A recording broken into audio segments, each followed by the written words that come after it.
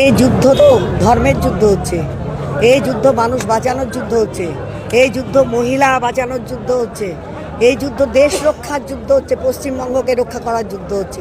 এই তো বাঁচতেই হবে আমাদের। রাজ্যের একটু ভিন্ন লড়াই আপনার এলাকায়, আপনার বিধানসভায় ছেলে বলে গণ্য করে, সেই থেকে কিভাবে লড়বেন বা কি হচ্ছে?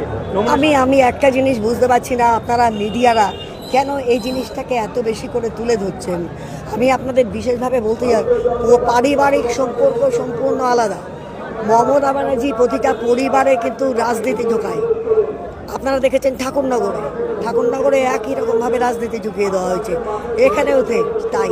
কিন্তু মমতা ব্যানার্জির দল তো চোরের দল, এই দল তো গুন্ডার দল, এই দল তো জমি লুটেরার দল। তো সুতরাং এই দল ক্ষমতায় এলে আগামী দিন যারা ডাবগ্রাম ফুলবাড়িতে বাস করছে তারা ভালোভাবে বাস করতে পারবে না। সেই কারণে এবং মমতা ব্যানার্জি যদি ক্ষমতায় আসে, তার দল যদি ক্ষমতায় আসে, মহিলাদের ওপর যে অত্যাচার চলছে সারা পশ্চিমবঙ্গ জুড়ে, এখানেও কিন্তু তার থেকে কম হবে না যা আমাদের এখানেও চলছে। তো সেই কারণে সমস্ত রকম দিক থেকে এই অত্যাচার থেকে মানুষ বাঁচতে চাইছে, তাই ভারতীয় জনতা পার্টির উপরে তারা লক্ষ্য রেখেছে। এই লড়াই আমরা ব্যাপক হারে জিতবো, ব্যাপক ভোটে জিতবো। সব দিক থেকে এগিয়ে, তাহলে সব দিক থেকে এগিয়ে আমরা মনে পদ্মফুল, সব দিক থেকে এগিয়ে।